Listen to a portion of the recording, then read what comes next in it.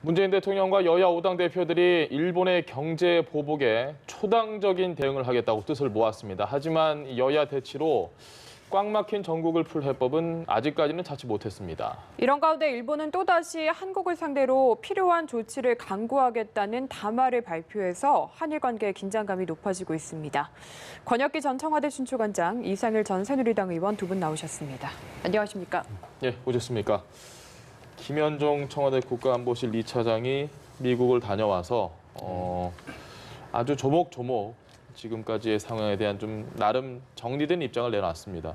어느 부분에 가장 좀 주의를 기울이시는지. 오늘 이제 있었던 일이 이제 일본에서 고노 외상이 이제 우리 난간표 일본 대사를 초치하여 예. 이제 면담을 가졌는데 뭐 뉴스에서 많은 시청자들이 보셨겠지만 고노 외상의 주장이 일단 우리나라가 국제법을 위반했다라는 예. 또 근거 없는 주장을 또 들고 나왔고요. 그리고 난간표 대사를 대하는 태도에서도 외교 전례상 볼 수 없는 무례를 또 저질렀습니다. 그래서 그런 부분에 대해서 일본이 근거 없는 주장을 펴서 국제사회의 여론을 호도하려고 하는 시도에 대해서는 예. 조목조목 단호하게 반박 입장을 김현종 차장이 낸 것 같고요. 예. 고노 회상이 주장했던 우리가 국제법을 위반했다고 하는 것에 대한 본질은 아마도 추정컨대 한일 협정, 청구권 협정을 벗어난 우리 대법원의 판결은 국제법 위반이다. 뭐 예컨대 뭐 이런 주장인 것 같거든요. 예. 근데 정부와 정부, 국가가 국가 간에 맺은 협정에 따라서 개인이 피해를 본 것을 개인이 소송을 제기할 수 없다라는 것은 잘못됐다. 그런 내용은 없었죠. 그래서 개인이 소송을 할 수 있다라는 게 우리 대법원의 판결의 요지입니다. 예. 그래서 강제징용 피해자들은 개인 소송을 할 수 있다는 게 우리 대법원의 판례였던 것이거든요. 근데 법리주의에서 봐도 저는 합당한 판결이라고 봅니다. 예.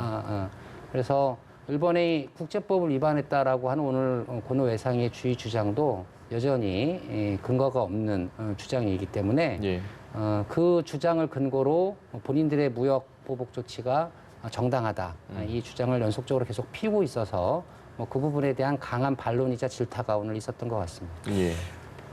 고노 외무상의 담화문 그리고 오늘 김현종 차장의 발표문만 봐도 양국 간의 강제징용 문제에 대한 해석의 차이가 확연한 것 같거든요. 그러니까 시각차가 너무 커서 예. 이 문제가 쉽게 풀리지 않겠다 이런 걱정을 하게 됩니다. 그러니까 결국은 1965년에 맺어진 한일 청구권 협정에 대한 그걸 바라보는 시각이 다른 거예요. 근데 그 당시에도 일본과 우리가 서로 생각이 달라서 소위 외교는 뭐 상대가 있기 때문에 그 접점을 찾아서 좀 의도적으로 모호하게 만든 것들이 있어요. 그러니까 예. 당시 일본은 이제 우리를 병합을 했을 때 그게 자기들은 불법이 합법이라고 아니라고 생각을 하는 예, 거죠. 그렇게 주장을 했고 이거 우리는 명백히 말이 이건 안 국제사회의 되는 불법인 거죠. 예. 그런 맥락에서 오늘 김현종 차관은 강제징용은 이건 반인권적인 것이고 국제법을 어긴 거라고 그렇게 이야기를 하는 거죠.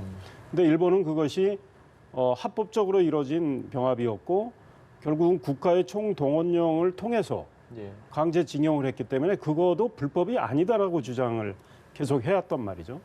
그런 맥락에서 일본이 지금 주장을 하는 겁니다. 그러니까 결국은 1965년에 맺어진 그 협정에 대해서 예. 네. 그 근간을 지금 일본은 흔들어 보겠다라는 생각이 있는 거예요.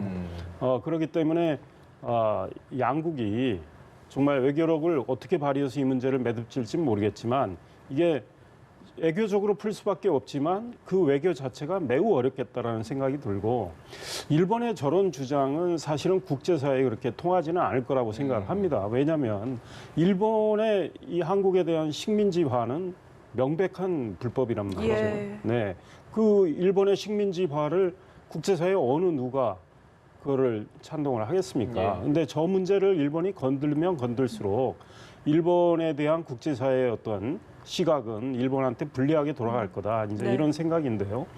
그러나 이제 중요한 것은 우리가 빨리 이에 대한 이 소위 말해서 외교력을 발휘해서 예. 일본과 어떤 접점을 찾아가려는 노력은 이제 해야 되겠는데 사실은 일본이 지금 한국과 어떤 외교적인 테이블에 대화하는 게 있어 앉아서 보이죠. 이야기하는 것조차도 지금 거부하고 있고 저런 무례를 계속 보이고 있고. 아마 강경하게 나가겠다라는 생각. 일본의 저희가 이제 도대체 뭘까 예. 이제 이런 거가 걱정이 되는데 우리는 이 국제사회의 여론을 좀 더 환기를 해서요. 며칠 전에 미국의 뉴욕 타임스가 예. 아베의 저런 행동이 결국 트럼프 대통령의 어떤 곤봉 휘두르기 따라하기다. 이런 거로 해석을 했는데 그 일본한테는 그런 불리한 여론이 조성될 수 있는 거죠. 예. 그거를 일단 활용을 하고 그다음에 이제 일본에 대해서 우리가 취할 수 있는 해법을 지금 정부는 기존에 내놓은 해법은 딱 하나입니다. 그러니까 한국과 일본 기업이 기금을 내서 예. 강제징용에 이제 그 큰 피해를 입은 분들에 대한 보상을 하자는 건데 지금 그거 말고는 지금 제안한 게 없어요. 그런데 일본이 이제 거부를 한 거 아닙니까? 예. 그리고 오늘 또 일본 외상 입에서도 그 얘기가 나왔고 예. 그건 명백히 받아들일 수 없다 그랬는데 우리가 플랜 B, 플랜 C를 갖고 일본하고 물밑에서 협상을 해야 되겠다. 이제 이런 생각이 들어요. 일본이 말씀하신 것처럼 계속 이 문제를 국제사회에 좀 부각을 시키게 된다면 강제징용 문제도 전 세계가 다 알게 되는 자충수를 두게 되는 셈일 텐데 어찌됐건 지금 현 상황은 경제 보복에 우리 정부가 어떻게 대응을 하느냐 이 부분인데 어떻게 보십니까? 계속해서 나오는 메시지 오늘 김현종 차장의 메시지까지 보면 이거는 확실하게 이번에 해결을 하고 가야 된다. 아주 강력한 의지가 있다 이렇게 해석을 하면 되겠습니까? 외교적 해법을 나중에 어떻게 이제 궁극적으로 찾아낼 것이냐는 말 그대로 이제 외교적 해법인 거고요. 예. 일단 아베 총리로 시작해서 오늘 고노 외상에 이르기까지 과거사를 부정하고 심지어는 일제히 식민지 지배까지도 정당화할 태세 아닙니까 예. 지금? 이런 명분 없는 주의 주장에 대해서 한국 정부와 한국 정치권이 단호하게 우리 국민을 대표하여 입장을 내는 건 저는 당연한 수순이라고 봅니다. 예. 지금의 이 사태도 명료하게 역사에 남을 거기 때문에 이때 정부가 대통령이 정치권이 어떤 말로 어떤 태도로 임했는지도 좀 명료하게 저는 입장을 내야 한다는 입장이고요. 예. 외교화법을 찾는 것은 그것과는 별개의 트랙에서 얼마든지 연구할 수 있습니다. 다만 그러니까 우리 정부가 안으로 냈던 것이 일본 기업과 한국 기업의 공동 배상을 1대1로. 냈는데 일본 정부가 요청한 것은 한국 정부가 같이 참여하라는 요구 아니겠습니까? 우리가 책임지라는 거예요. 근데 그 안을 징용 피해자들이 반대를 하고 있습니다. 예. 과거 위안부 협상의 문제점에 무엇이었냐면 위안부 할머니들에 동의하지 않는 안을 박근혜 정부 당시에 추진했다가 결국은 국민적 반발까지 이어졌거든요. 과거사 문제라는 것은 양국의 국민의 감정선이 걸려 있는 문제이기 때문에 예.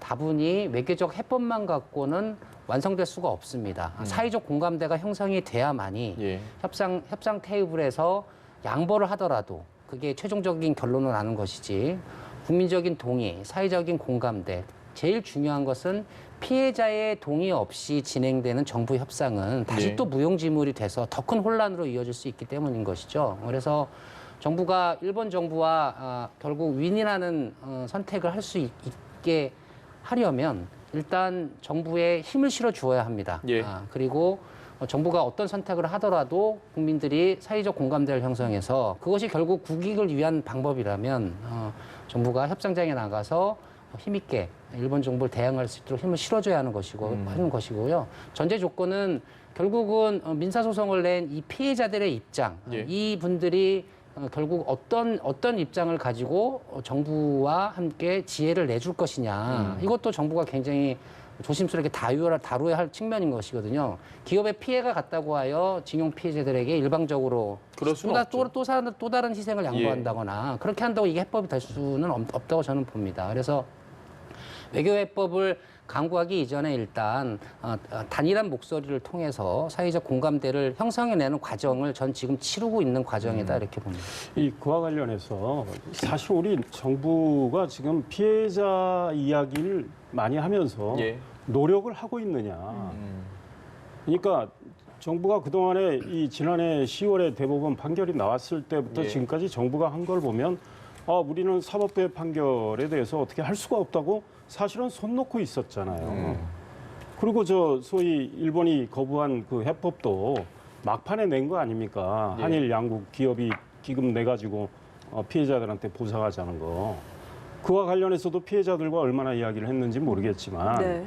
플랜 B, 플랜 C를 제가 가져야 된다고 이야기한 것은 결국 외교로 풀 수밖에 없고 그러면 정부는 노력을 해야 됩니다. 그러니까 피해자 중심의 해법 이 얘기만 하지 그러면 피해자들과 대화를 하고 피해자들의 생각을 듣되 피해자들에 대해서 국익 차원에서 설득을 해서 새로운 방안을 만들고 말이죠.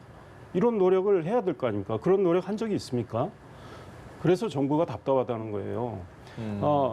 2005년에 노무현 정부 때 이 청구권 협정에 대한 이 강제징용 문제에 대한 해석을 분명히 했지 않습니까? 네. 민주당 이해찬 대표가 공동위원장이었고 예.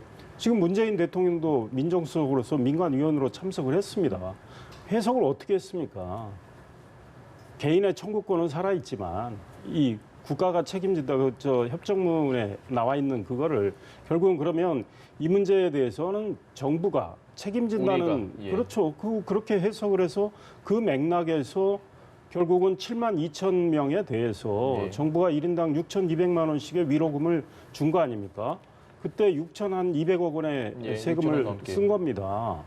그러면 그런 맥락에서 정부가 지금 정부도 활동을 해야죠. 연구를 하고. 근데 그거 안 하고 있는 거 아닙니까? 이제는 그 해법에 대해서는 전혀 강구를 안 하고 있어요. 그러니까 저는 지금 말이죠. 소위 말하는 2+1. 예.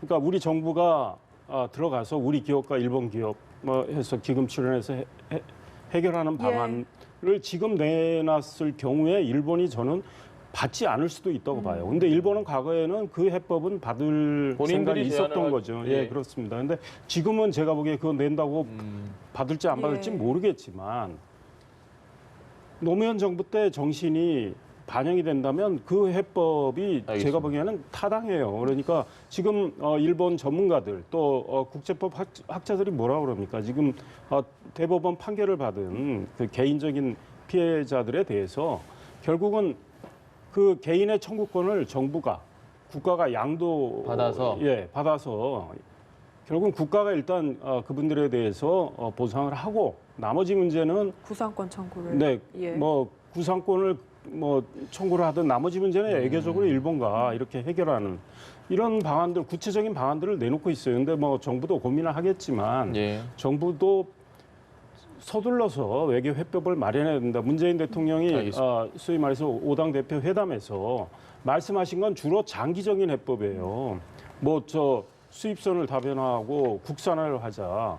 그게 지금 당장 해결될 수 있는 건 아니잖아요. 네. 그러니까 장기적 해법은 해법대로 강구하더라도 가능한 한 빨리 이 문제를 매듭을 지어야 될 거 아닙니까?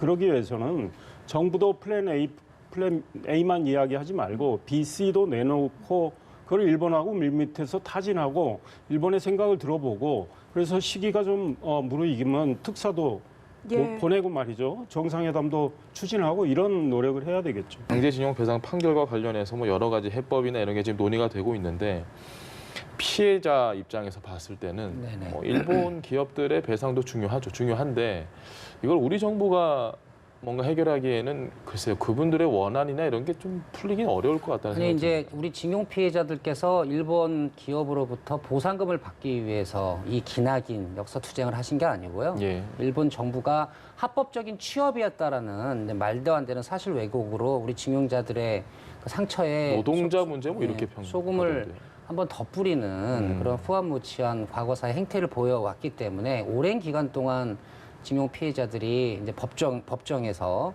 항일 청구권 때문에 국가 대 국가, 정부 대 정부로 배상 요구한다는 게 불가능한 걸 알기 때문에 개인의 청구권은 살아있다는 법리 판결을 받기 위해서 부단하게 예. 법정 투쟁을 하신 거죠.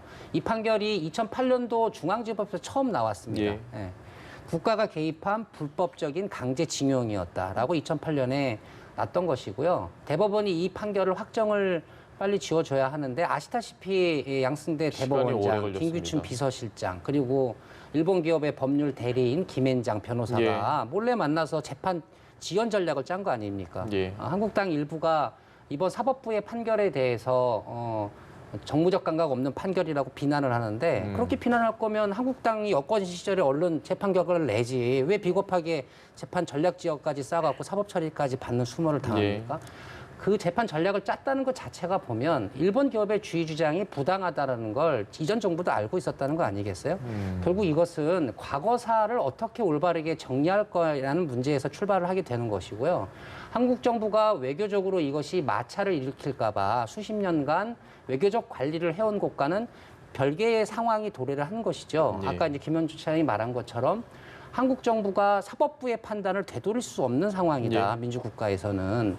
그것을 토대로 다시 일본과 지혜롭게 풀기 위해서 뭐 1대1 제한도 될 수 있고 향후에 이제 무역 보복 조치 이후에 새로운 환경이 도래했기 때문에 어떤 타협점을 일본 정부가 찾아갈지는 이제 숙제로 남아 있겠습니다만은 일본 정부가 우리가 무역 보복 조치를 했으니 이것을 처리하지 않을 테니 예. 한국 국민들을 보고 과거사 문제와 관련하여 일방적으로 굴욕해라. 복종해라 이런 식의 태도를 나오는 한은 우리 피해자들에게 한국 정부가 이번에도 나라를 위해서 한 번 더 양보해 주시죠. 이렇게 진행할 수는 없고 그것은 예. 결코 국민들이 원하는 해법도 아니다. 저는 그렇게 생각합니다. 말씀하신 대로 지금 일본은 당분간 외교적인 노력보다는 추가 보복 조치를 단행할 네. 것 같은데 이런 상황에서 조금 더 우리가 강력하게 대응해야 한다는 이야기도 있고 반면에 반일 감정을 키워서는 안 된다는 이야기도 있습니다. 그러니까 일본이 지금 추가 보복 조치라는 게 예. 결국은 화이트 여러 가지 국가에서 그렇습니다. 배제하는. 그 물질이 한 1,100여 개쯤 되죠. 예. 그거에 대해서 화이트 리스트에서 우리나라를 제외하는 거죠. 그러면 경제적으로 이제 우리가 좀 더 타격을 입을 가능성이 큰데 일본의 논리에는 많은 문제가 있어요. 얼마 전에도 일본은 자기들이 지금 취한 조치가 예. 보복 조치가 아니다라고 그랬어요.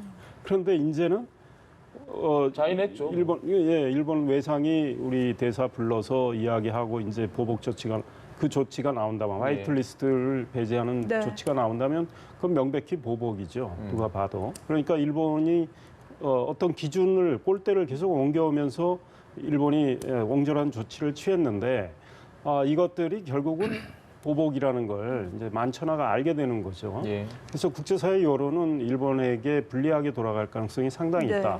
이제 이럴 때 우리의 대응이 물론 우리는 지금 매우 격앙될 수밖에 없는 상황이에요. 예.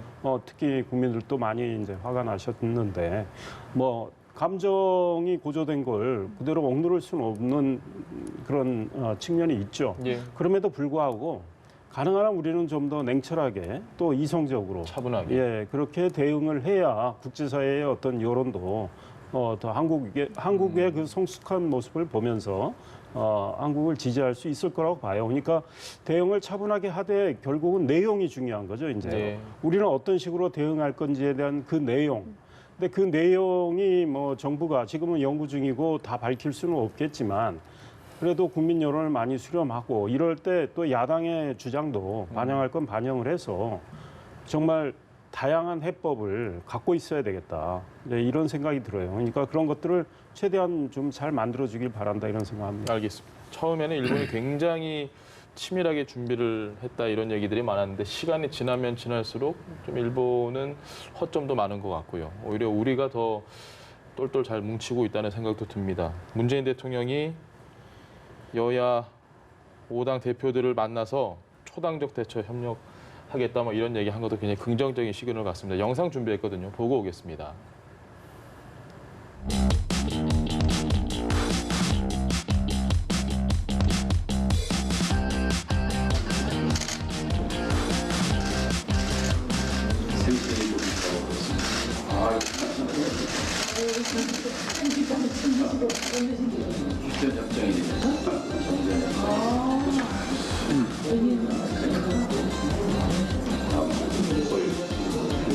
뱃속에 있다가 전쟁 끝났다는 얘기를 들어야 되겠네. 10시에 사인했거든요. 세 번째 대표 축하드립니다. 세 번째 좋은 것 같은데.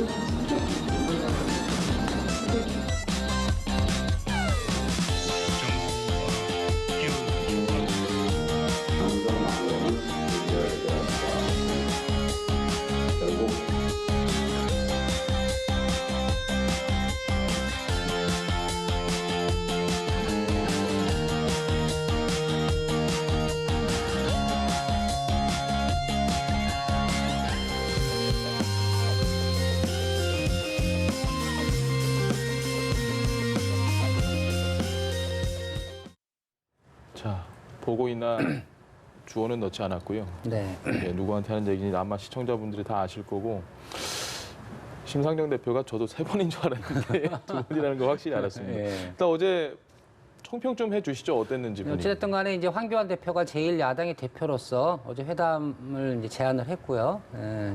그래서 이제 여야를 막론하고 정치권이 초당적으로 일본발 이 경제 위기에 대처하는 모습을 보였다는 그 자체가 좀 예. 큰 의미가 있다고 보고요.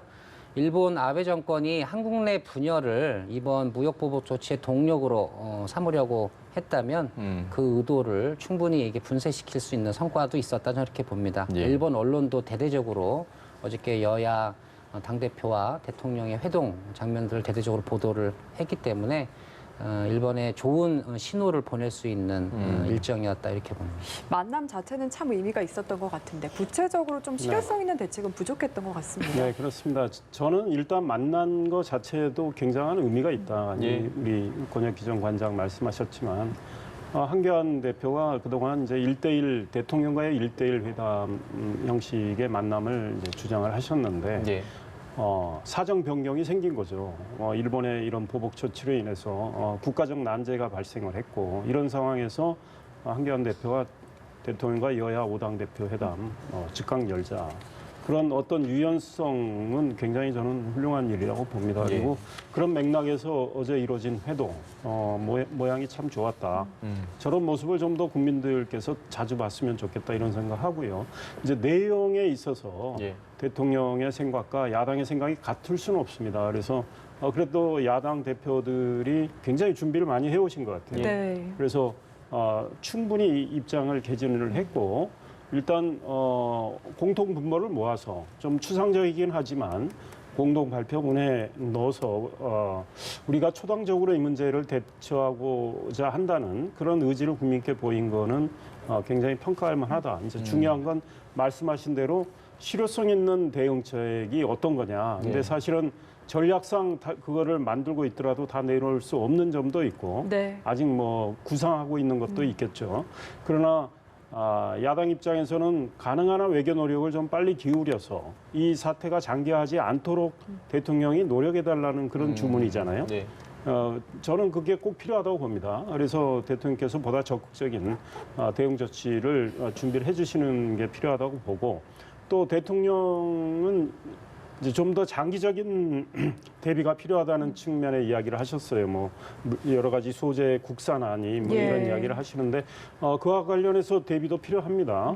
그래서 그러려면 저는 일단 뭐 정부가 예산을 얼마 쓴다 이런 것만 나와 있는데 우리의 지금 법들 규제가 강한 법들, 특히 화학물질에 대해서는 굉장히 규제가 강해요. 예. 이런 것들 굉장히 우리가 연구를 해서 털고 털면서 실질적으로 국산화가 제대로 될 수 있도록 정부가 노력을 해 환경을 만들어줘야 되겠다 이런 생각이 들고 대통령께서 그러셨죠. 지금 특사도 보낼 수는 있지만 어떤 내용으로 들고 가서 이야기를 할까 아직 무르익지 않았다 이런 네. 취지의 이야기를 했는데 예.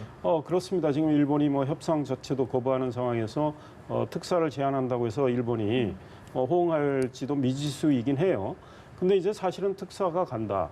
그러면 정상회담의 환경을 만드는 조성 작업을 해야 되는데 우리가 갖고 갈 안들이 있어야죠. 그러니까 제가 보기엔 지금 대통령께서는 아직도 플랜 A만 이야기하시는 것 같아요. 근데 플랜 A, 플랜 B 뭐 여러 가지 해법을 이제 준비를 해서 특사도 가능한 한 파견할 수 있으면 파견하고 사실은 지금 보면 상황이 좀 악화되고 있고 감정은 양쪽이 격앙되고 있는데 이거를 좀 톤다운 시키는 좀 이렇게 진정시키는 이런 노력도 필요하다. 저는 국익을 위해서는 대통령이 뭐든 하실 수 있다고 보니까 예. 뭐 아베 총리에게 전화도 먼저 하실 수 있다고 봐요. 그러니까 이런 것들도 검토를 해가면서 그래서 국제사회가 보기에 한국이 지금 일본의 보복 조치로 인해서 한국이 당하는 입장인데 예. 한국이 그럼에도 불구하고 한국이 의연하게 또 소위 굉장히 통 크게 대응을 하고 있다. 이런 면모도 보여줄 필요가 있다. 이런 생각이 듭니다. 특사 문제 관련해서는 대통령은 일단 지금은 때가 아닌 것 같다라고 예, 얘기했습니다. 뭐 지금 때가 아닌 이유는 일단 21일 일본 참여 선거가 일단 끝나야죠. 네. 일본 아베 정권의 1차적 목표는 어찌됐든 간에 이번 선거에서 일본 보도에 따르면 이제 일본 국민들의 후생복지와 관련된 민심 이탈로 아베 총리 연금이나 지지율이 이런 지금 막 부분. 떨어지고 있지 예. 않습니까?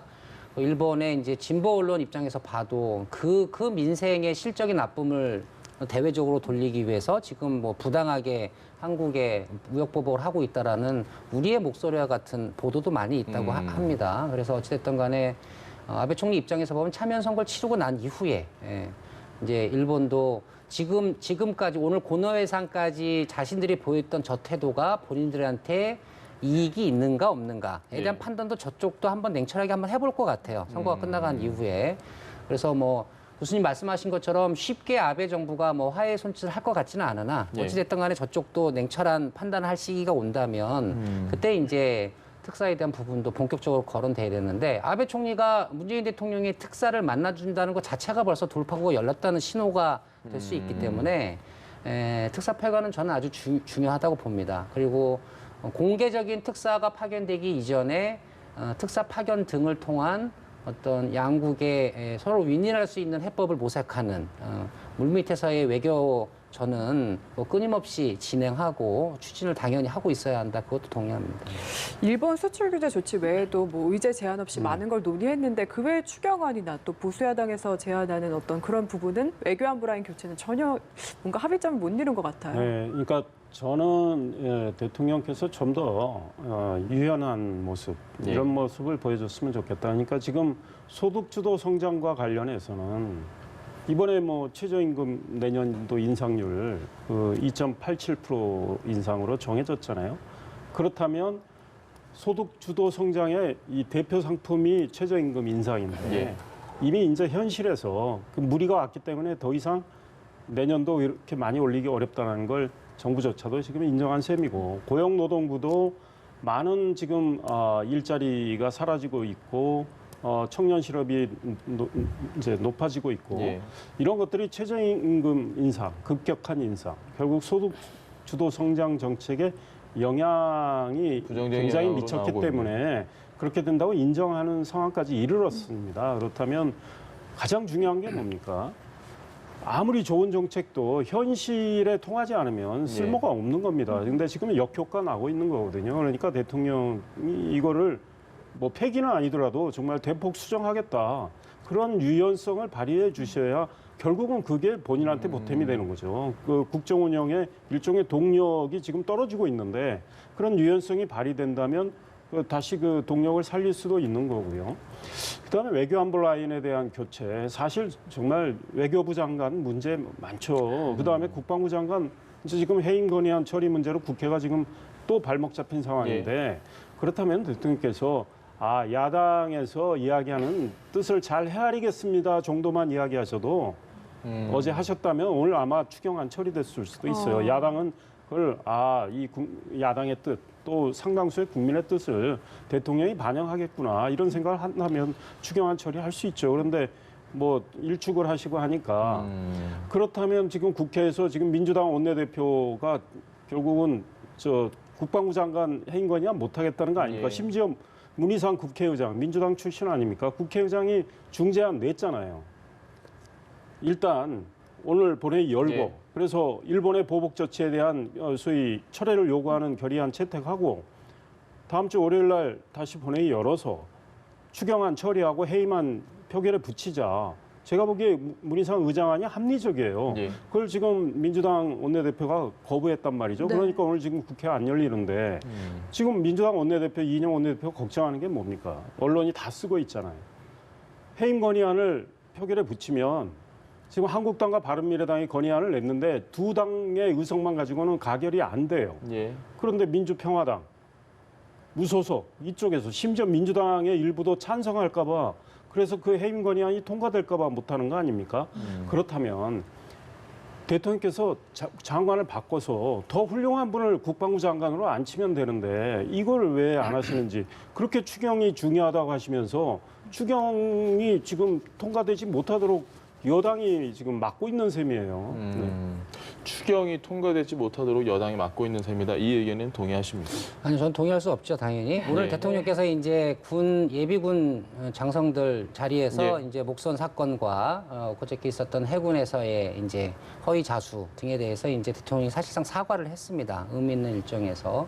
저는 야당이 요구했던 대통령 사과를 수용해서 오늘 일단 야당이 명분을 주었다고 생각하고요. 뭐 정경도 국방부 장관이 과거 군의 문제에 대해서 책임이 있다는 거 저도 인정을 합니다. 네. 그리고 인사 교체를 할 수도 있습니다. 인사권자인 대통령이 야당 지도자들로부터 많은 이제 이야기를 들었기 때문에 네. 다만 지금은 그 타이밍이 아닌 것 같습니다.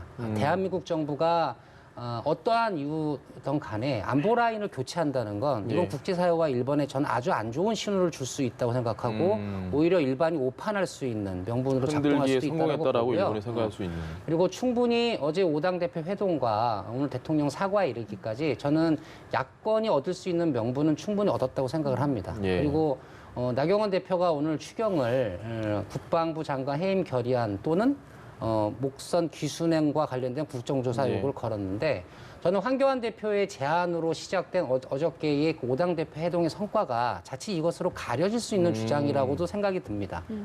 어차피 대국적인 견제에서 황 대표가 제안하고 어렵게 이렇게 초당적으로 자리를 모아냈기 때문에 네. 예, 그 성과를 쭉 이어간다면 제가 볼 때는 추경은 추경대로 통과시켜주고 국방부 장관 해임 건의안에 대한 표결을 미루는 민주당을 계속 정치적으로 압박하고 질타하는 게 훨씬 더 한국당 입장에서 보면 정치적으로 효과를 극대화할 수 있는 정치 카드를 행보가 가져갈 될 수 수도 있는. 있다. 그래서 일단은 피해 기업에 대한 지원안이 담겨 있는 추경은 예. 야당이 먼저 대국적 견제에서 한 번 더 큰 정치 행보를 하는 것이 좋지 않겠나 이렇게 생각합니다. 그 정경도 국방장관 해임 문제가 예.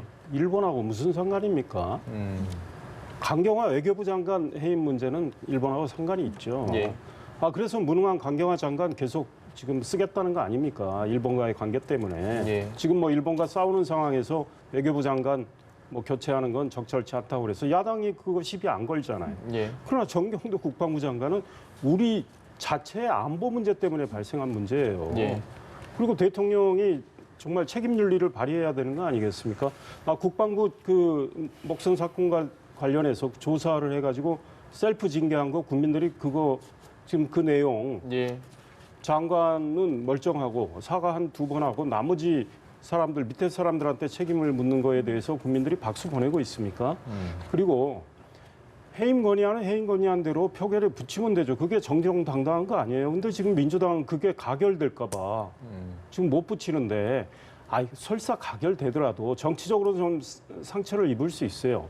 그러나 그게 국민의 뜻이고 국민이 선택한 의원들의 뜻이라면 그걸 수용을 하고 더 훌륭한 분을 후임자로 지명을 해서 장관에 앉히면 되죠. 왜 그걸 안 합니까? 추경은 그렇다면 추경안은 추경 먼저 무난하게 순서는 지금도 예.